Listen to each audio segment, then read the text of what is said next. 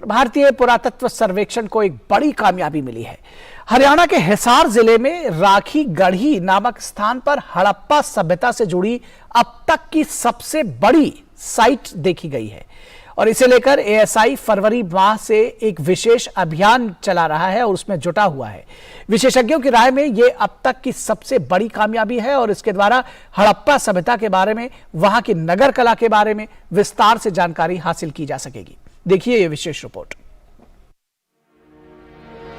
यहाँ छुपा है 7000 साल पुराना इतिहास। यहाँ दफन है हड़प्पा सभ्यता के कई राज। दिल्ली से लगभग 150 किलोमीटर दूर हरियाणा के हिसार जिले में मौजूद है राखी गढ़ी। लगभग 350 हेक्टेयर में फैले इस जगह पर भारतीय पुरातत्व सर्वेक्षण संस्थान की टीम 24 फरवरी से एक अभियान में जुटी है। भारतीय पुरातत्व सर्वेक्षण संस्थान यहाँ मौजूद 7 टीलों को चिन्हित कर उत्खनन कर रहा है। अभी तक RGR 1, 3 और 7 में इस वक्त शुरुआती खुदाई में काफी चीजें मिली हैं।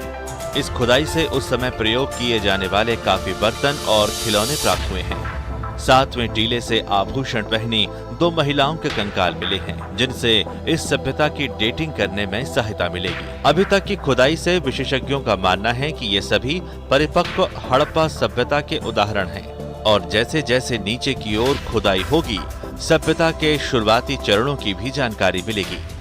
सील है जिसमें हड़प्पन स्क्रिप्ट है या सीलिंग है जो सील के इम्प्रेशन है, वो चीज़ें भी यहाँ पे मिली है।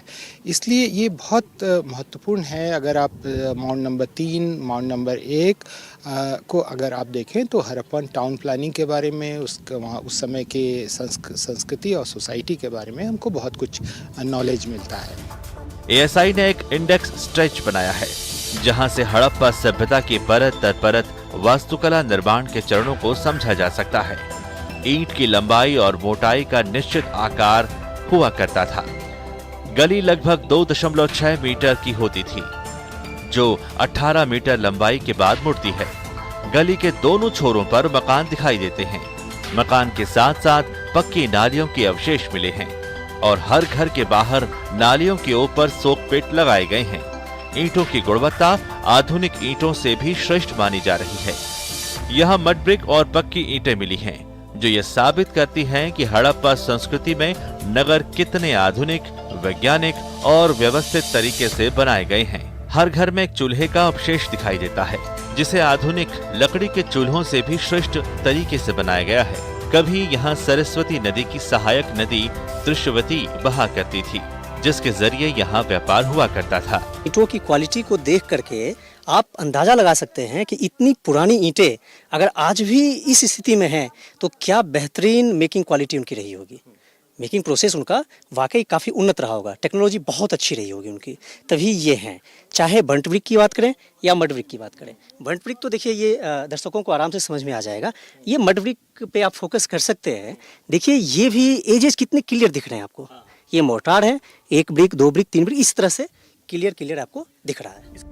विशेषज्ञ इसे अब तक की सबसे बड़ी हड़प्पा सभ्यता की साइट बता रहे हैं। भारत सरकार ने 2020-21 के बजट में इसे भारत की 5 आइकॉनिक साइट घोषित किया है। 2098 से 2002 में एएसआई ने यहाँ खुदाई शुरू की थी।